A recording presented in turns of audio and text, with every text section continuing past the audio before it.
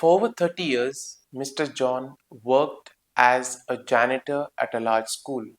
Every morning he arrived before sunrise. Every evening he left after everyone else had gone home. He cleaned classrooms, fixed broken desks, picked up litter, and he quietly helped students who were struggling. When a child forgot lunch, somehow food appeared. When a student could not afford books, somehow someone anonymously paid for them. When families faced hardship, help arrived without a name attached. No one knew where the kindness was coming from. Mr. John never posted about it, never talked about it, never sought recognition. Then, on the day of his retirement, the truth came out.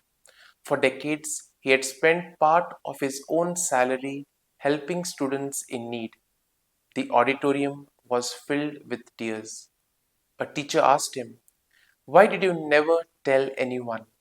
Mr. John smiled and replied, "If I had done, it would have been for applause. I would have missed the joy of doing it for love." My dear friends, in today's first reading, Elijah is taken up to heaven in a whirlwind. Before he leaves, Elisha asks for a double share of his spirit.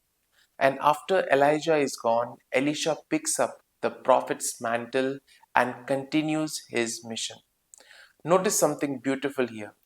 Elijah's greatest achievement wasn't fame, it was forming someone who would carry the work of God forward. His legacy lived on through Elisha. Now, in today's gospel passage, Jesus warns us about doing good deeds just to be seen by others. He says, "When you give alms, do not blow a trumpet before you. When you pray, go into a room. When you fast, do not look gloomy." Why? Because God sees what others cannot. The world rewards public attention. God rewards hidden faithfulness. The janitor's kindness was powerful precisely because it wasn't performed for applause. Dear friends, many people want to be remembered, but Jesus teaches something greater.